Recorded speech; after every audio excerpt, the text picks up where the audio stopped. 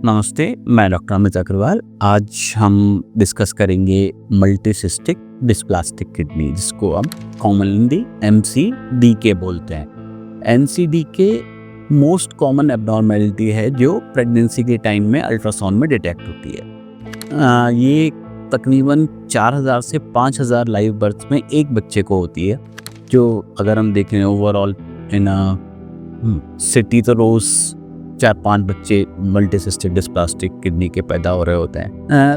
Most commonly mails में होती है, फीमेल्स में रेयर है, एंड मोस्टली ये लेफ्ट साइड में होती है, राइट साइड में रेयर है। ऐसा नहीं है कि राइट में नहीं हो सकती है, गर्ल्स में नहीं हो सकती, बिल्कुल हो सकती है, लेकिन कॉमनली ये लेफ्ट साइड में और बॉयज़ में ही होती है। अगर हम डायग्नोस्टिक्स की बात करें, डायग्नोस्टिक्स मीन्स कि क्या चीज़ डायग्नोस्टिक है जो हमें बता देगी कि ये मल्टीसिस्टिक डिस्प्लास्टिक किडनी ही है, तो अल्ट्रासाउंड से ज़्यादा हमें किसी चीज़ की नॉर्मली रिक्वायरमेंट नहीं होती है। अल्ट्रासाउंड में अगर आपको मल्टीपल वेरिइंग साइजेस सिस्ट दिख रही हैं जो आपस में कम्युनिकेट नहीं करती हैं, और कोई भी फंक्शनिंग टिश्यू किडनी का नहीं दिख रहा जिसको हम पैरेन्काइमा बोलते हैं, तो वो मोर और लेस डायग्नोस्टिक होता है कि ये मल्टीसिस्टिक डिस्प्लास्टिक किडनी ही है। सो ओवरऑल प्रेगनेंसी में हम देखते रहें कि ये मल्टीसिस्टिक डिस्प्लास्टिक किडनी है, तो वो बढ़ भी सकती है, वो कम भी हो सकती है, depends on cases to cases. Mostly ये हमारी आइसोलेटेड एबनॉर्मेलिटी होती है। Approximately 70 to 75% of the patients में ये सिर्फ और सिर्फ एक बच्चे को मल्टीसिस्टिक डिस्प्लास्टिक किडनी होगी और दूसरी कोई एबनॉर्मेलिटी नहीं होगी। 20 to 30% बच्चे अगर हम देखें तो उन बच्चों को कुछ और एबनॉर्मेलिटीज़ भी हो सकती हैं, जिसमें सबसे ज़्यादा रिस्क अपोजिट साइड की किडनी में यूरिनरी रिफ्लक्स का होता है, जिसको हम वेसाइको यूरेट्रिक रिफ्लक्स बोलते हैं। ये रिस्क अप्रॉक्सीमेटली 25% है, यानी कि 1 in 4 बेबीज़ को जो मल्टीसिस्टिक डिस्प्लास्टिक किडनी के हैं उनको दूसरी साइड में भी यूरिनरी रिफ्लक्स होगा। तो ये जो प्रॉब्लम है मल्टीसिस्टिक डिस्प्लास्टिक किडनी, ये खुद से प्रॉब्लम एक्चुअली नहीं है, लेकिन हमें जो 4 में 1 बच्चे को अदर किडनी में भी प्रॉब्लम है, वो प्रॉब्लमेटिक ज़्यादा है, क्योंकि हमारी वही किडनी है जिस पे हमारी पूरी लाइफ चलनी है। अगर वो भी प्रॉब्लम में होगी तो ज़्यादा मुश्किलें आएंगी आगे चल के। डिलीवरी का क्या प्लान करना है, प्रेगनेंसी में कैसे चीज़ें चलनी हैं, तो उसके लिए बिल्कुल नॉर्मल रहना है। कोई इसके लिए स्पेशल ट्रीटमेंट रिक्वायर्ड नहीं होता, स्पेशल टेस्ट रिक्वायर्ड नहीं होते मल्टीसिस्टिक डिस्प्लास्टिक किडनी अगर आइसोलेटेड है तो। जैसे कुछ बच्चों में, जैसे मैंने बोला 20-30% बच्चों में कुछ एबनॉर्मेलिटीज़ हो सकती हैं कि किसी को हार्ट का डिफेक्ट है, किसी को कुछ CNS में डिफेक्ट है, या अदर किडनी में डिफेक्ट है, या कुछ स्केलेटल एबनॉर्मेलिटीज़ हैं। वहाँ पे जेनेटिक इवैल्यूएशन ज़रूरी होता है, तो मैं वहाँ रिकमेंड करता हूँ पेरेंट्स को कि एक बार जेनेटिसिस्ट से मिलें और उनकी राय लें कि वो क्या कहना चाहते हैं, कोई जीन टेस्ट करना है या नहीं करना है, उस तरह से आगे बढ़ें। टाइमिंग ऑफ डिलीवरी बिल्कुल सारे नॉर्मल ऑब्स्टेट्रिक इंडिकेशंस पे डिपेंड करेगी। मींस के जो टाइमिंग है हम पूरा टर्म तक लेके जाएंगे बेबी को। अगर सब कुछ अच्छा चल रहा है, तो अगर कुछ मदर को प्रॉब्लम हो रही है तो फिर उस हिसाब से हम लोग डिसाइड करते हैं। हम अर्ली डिलीवरी इसलिए नहीं करेंगे कि बच्चे को मल्टीसिस्टिक डिस्प्लास्टिक किडनी है, ये बिल्कुल भी ठीक नहीं है, बिकॉज किडनी 36 वीक्स तक तो डेवलप ही हो रही होती है, तो उससे पहले तो सोचना ही नहीं है कि हम इलेक्टिवली प्रेगनेंसी को हम जल्दी डिलीवरी में कन्वर्ट कर दें। अदर थिंग, जो क्लिनिकल कोर्स है बच्चों का, जो क्लिनिकल कोर्स है उसको हम रिपीटेड अल्ट्रासाउंड से ही फॉलो करते हैं, ज़्यादा हमें टेस्ट की रिक्वायरमेंट नहीं होती है।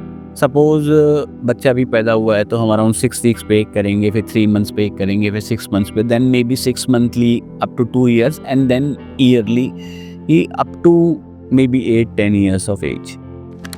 क्या क्या कॉम्प्लिकेशंस हो सकते हैं बच्चे को मल्टीसिस्टिक डिस्प्लास्टिक किडनी के साथ। सो मैं जब डील करता हूँ तो पेरेंट्स थोड़ा सा पढ़ के आते हैं गूगल पे या कुछ डिस्कशन करते हैं, तो उसमें हाइपरटेंशन के रिस्क की बात होती है, उसमें कैंसर के रिस्क की बात होती है। तो कैंसर का रिस्क तो ऑलमोस्ट नेग्लिजिबल है, कैंसर तो बिल्कुल भी नहीं होता है। ये कहना बिल्कुल गलत नहीं होगा कि बिल्कुल ज़ीरो ही है कैंसर का रिस्क। तो नॉर्मली जैसी किडनीज़ में कैंसर का रिस्क है, ऐसे ही मल्टीसिस्टिक डिस्प्लास्टिक किडनी में भी रिस्क है। इसमें कोई एक्स्ट्रा रिस्क नहीं है कैंसर का।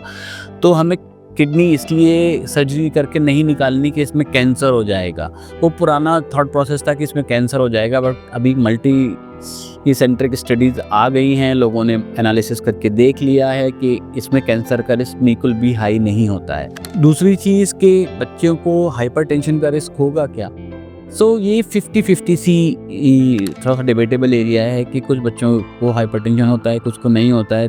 कि क्या वो जनरल पॉपुलेशन से रिस्क ज़्यादा है? May not be. तो हो सकता है कि ये जनरल पॉपुलेशन जितना ही रिस्क है, लेकिन क्योंकि हमारी किडनी सिर्फ एक ही फंक्शनिंग है, तो हमें ये ज़्यादा इंपॉर्टेंट होता है कि बच्चों का बीपी रेगुलरली मॉनिटर हो और बच्चों को हम अर्ली एज पे हाइपरटेंशन पिक कर पाएँ, क्योंकि इनके पास रिजर्व नहीं है। बाकी और चीज़ें कैसे चलेंगी आगे, तो अगर हम ओवर 10 ईयर्स बात करें तो 10 ईयर्स में अप्रॉक्सीमेटली 50-60% किडनीज इनवॉल्यूट हो जाती हैं, मतलब अल्ट्रासाउंड पे दिखना बंद हो जाती हैं। बर्थ के टाइम पे किडनी का साइज़ जितना छोटा होगा उतने चांसेस ज़्यादा होंगे कि किडनी हमारी की जो है इनवॉल्यूट हो जाए और इसका रिस्क कम हो जाए। Routinely MCU, routinely nuclear medicine के टेस्ट रिक्वायर्ड नहीं होते हैं। किसी बच्चे को अगर यूरिन इन्फेक्शन होता है तब हम सोचते हैं कि इसको हम एमसीयू करके देखें। एमसीयू जो हमें एक्चुअली अदर साइड में इन्फेक्शन का रिस्क बताता है। जो अदर साइड में जब इन्फेक्शन का रिस्क बताएगा तो फिर हम एमसीयू करेंगे, मे बी हम न्यूक्लियर इमेजिंग टेस्ट भी करेंगे, या हमें दूसरी तरफ कुछ स्वेलिंग दिख रही है तो हम न्यूक्लियर मेडिसिन का टेस्ट करेंगे, वेदर ये ऑब्स्ट्रक्शन है या रिफ्लक्स है। वो सारी चीज़ें हम लोग ढूंढ रहे होते हैं, बिकॉज हमारी एक ही किडनी है जो बहुत इंपॉर्टेंट है हमारे लिए। ओवरऑल क्रक्स की अगर हम बात करें कि मल्टीसिस्टिक डिस्प्लास्टिक किडनी है, तो वो खुद से इतनी डिफ़िकल्ट नहीं है अगर मेरी दूसरी किडनी एकदम ठीक चल रही है। इन बच्चों को रेगुलर फॉलोअप चाहिए होता है up to a certain age, क्योंकि हमारी एक ही किडनी फंक्शनिंग है और उसकी हमें ग्रोथ देखनी होती है, जो नॉर्मली थोड़ी सी बड़ी हो जाती है तो हमें थोड़ा हाइपर फिल्ट्रेशन इंजरी का भी चांस रहता है। तो यूरिन में प्रोटीन वगैरह देखते रहना होता है, ब्लड प्रेशर मॉनिटर करते रहना होता है, इन बच्चों का थोड़ा रेगुलरली मॉनिटर करना होता है। रिस्क ज़्यादा नहीं होता, लेकिन अर्ली पिकअप इंपॉर्टेंट है बिकॉज एक ही किडनी है। कैंसर का रिस्क बिल्कुल नहीं है। किडनी जो मल्टीसिस्टिक डिस्प्लास्टिक है, अनलेस वो कुछ ऑब्स्ट्रक्शन कर रही है, आपको पेट दर्द कर रही है, तभी निकालने का पॉइंट है। Otherwise routinely surgery not recommended at all. Pregnancy में कोई एक्स्ट्रा प्रिकॉशन नहीं चाहिए। डिलीवरी का टाइम बिल्कुल डिफरेंट नहीं होगा नॉर्मल पेशेंट्स की डिलीवरी से। जेनेटिक इवेल्युएशन नॉर्मली रिक्वायर्ड नहीं होता है अनलेस के मल्टीपल सिस्टम्स इन्वॉल्व हैं या कुछ फैमिली हिस्ट्री है अदर सिस्टेम डिजीजेस की, तो वो अलग बात है। बाकी रूटीन फॉलोअप में सिर्फ और सिर्फ अल्ट्रासाउंड की रिक्वायरमेंट होती है और मोस्टली किडनीज अपने आप एज के साथ फिनिश हो जाती हैं, ख़त्म हो जाती हैं, इनवॉल्यूट हो जाती हैं। Thank you.